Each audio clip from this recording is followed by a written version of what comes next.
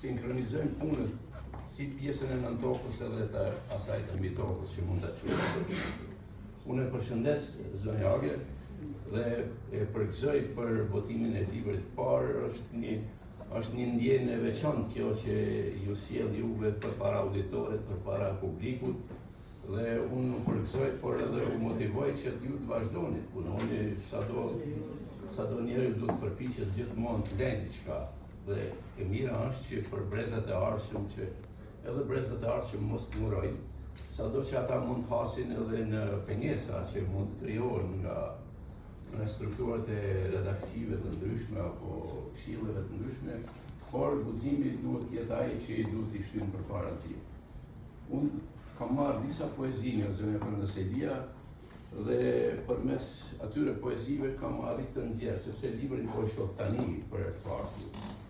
Unë me leshën tani më thuaj se jemi mishruar pjesërisht, sepse vitin që iku bëm edhe një përvojim pikërisht të bibliotekë në sallën tjetër, ku të zotit Pjetër Gjoka, kam qenë redaktori e këtij libri, dhe ndoshta vitin tjetër do të them një surprizë nëse s'do të sheh zonja Prandëselia për të madhe.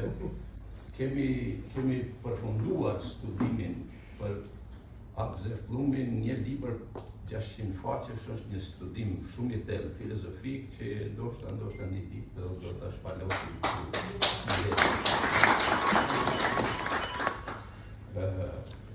Një analizë për 3 poezi e Age Bilani. 3 horizonte të qenjes nga harmonia kozmike te bashkimi i kujtesës dhe porta në shi. Poezi vullneti i Perëndis, le të shkojmë bashkërisht. Dhe kur porta e fundit roket, poetes Age Bilani Luka, mund të lexohen si 3 stacione të një udhëtimi filozofik që nis nga universi, kalon në atë dhe përfundon te njeriu përballë përjetësisë. Këto 3 poezi ndërtojnë një trekëndsh ku secila anë mbështet tjetrën, dimensioni shpirtëror, dimensioni historik dhe dimensioni ekzistencial. Në thelb autoria kërkon përgjigjet në 3 pyetje që kanë shoqëruar mendimin njerëzor nga antikiteti. Kush e krijoi botën, kujt i përkasim dhe çfarë mbetet prej nesh kur mbaron udhëtimi. Në poezinë Vullneti i Perëndis, universi paraqitet si një simfoni e heshtur ku çdo element ka vendin e vet. Mali ku vendon me qiellin dhe deti bëhet pasqyra e kësaj bisede. Kjo metaforë e natyrës që flet e na kujton idenë e lashtë se bota nuk është një grumbull sendesh shpërndarë rastësisht, por një organizëm i gjallë ku çdo pjesë lidhet me tjetrën. Tu Perëndia nuk paraqitet si një sundimtar i largët, por si një arkitekt i harmonisë. Në këtë këndvështrim, bukuria nuk është vetëm estetik, ajo është provë e rendit të fshehtë që mban universin në ekuilibër.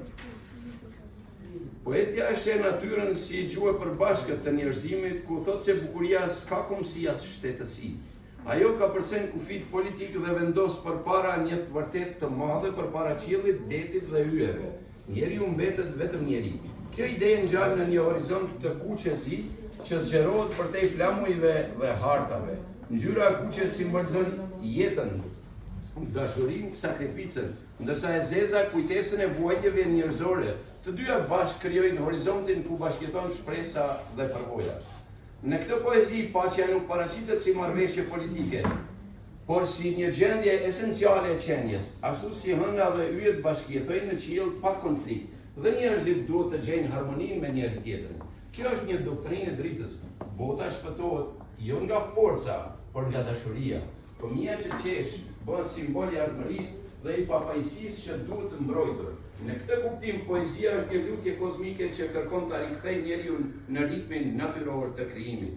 Nëse poezia e parë shikon lart drejt qiellit, poezia le të shkojmë bashkërisht, shikon drejt tokës dhe historisë, ku shfaqet drama e ndarjes dhe dëshira për bashkim. Arbëria e caktuar nuk është vetëm një territor i ndarë. Ajo bëhet metaforë e shpirtit të ndarë, kufi nuk janë vetëm vijata dhe hartë në hartë, por janë lagë të kujtesës kolektive. Nga këndi filozofik, kjo poezi mbështetet mbi idenë se identiteti nuk është një dokument apo një pasaport, por një përkatësi shpirtërore, ku autoria pyet se si mund të shkohet me leje tek nëna. Nëna Shqipëri shndrohet në një simbol arketipal. Ajo nuk është thjesht shteti, por burimi I kujtesës dhe I origjinës. Në këtë aspekt, poezia nuk flet vetëm për bashkimin territorial, por flet edhe për rikthimin e njeriut në rrënjet e veta. Evropa paraqitet si një destinacion, por jo si qëllim përfundimtar. Tu gjendet një reflektim I thellë filozofik, një popull që harron vetveten rrezikon të humbas edhe në rrugë më të ndritura. Bashkimi sipas autores nuk është kundër Europës, përkundrazi është kushti moral për të hyrë me dinjitet. Kështu poezia ndërton një urë midis traditës dhe më modalitetit të vizivitesës dhe të armës. Tu do të ndalem pak, do të shtojmë vetë për te I thonjes me libër, sepse ne të gjithë duhet të punojmë për bashkim kombëtar. Dhe jo ta lëmë në heshtje një fjalë, por në veprime, t'i vëmë të gjitha lëvizjet dhe motorët tonë në shërbim të bashkimit kombëtar. Po e them të në Lezhë, e kam thënë partije në Prizren dhe do e them gjithku ku duhet. Ne në Kosovë lirinë e kemi arritë, por bashkimin kombëtar jo. Pra qëllimi ynë akoma nuk është realizuar. Dhe këtij synimi do të shkojmë gjithë shqiptarët, edhe shqiptarët e Shqipërisë, por edhe shqiptarët e Kosovës dhe shqiptarët e trojeve tjera, kudo ku janë të ndarë. Ndërsa poezia e tretë trajton rendin e universit dhe të dytin rendin e kombit. Poezia kur porta e fundit roket zbret thellësinë intime të ekzistencës njerëzore. Kjo është poezia kohës dhe e kalimit të vdekjes. Jeta paraqitet si një udhtim që fillon me dritë dhe përfundon përballë një porte misterioze. Metafora e portës është një nga figurat më të fuqishme konceptuale. Porta ndan dy botë, të njohurën dhe të panjohurën të përkohshme nga përjetshmja. Njeriu ecën gjatë gjithë jetës drejt saj shpesh pa e kuptuar. Ai ndron të bëhet yll, të ngjitet lart, të arrijë lavdi, por rruga mbetet e mbuluar nga mjegulla. Kjo mjegull simbolizon kufirin e dijes njerëzore. Askush nuk e di plotësisht se ku ndodhet, se ku do të përfundojë. Poetja paraqet jetën si një film ku secili luan rolin e vet. Një metaforë për mbanje të vërtet të thellë ekzistenciale. Njeriu nuk kontrollon gjithçka, por është përgjegjës për mënyrën se si e luan rolin e tij. Në fund, nuk janë fjalët e të tjerëve që përcaktojnë vlerën e jetës, por veprat. Fjala e fundit, veprën që shkruan, është një mendim që afron poezinë me reflektim moral sipas të cilit identiteti ynë ndërtohet nga zgjedhjet tona. Kulbi ideor I poezisë gjendet tek thirrja për të hyrë në portën e fundit si një mbret. Këtu mbreti nuk është sundimtari të tjerëve, por është sundimtari I vetvetes. Ai është njeriu që ka jetuar me nder, mirësi dhe dinjitet.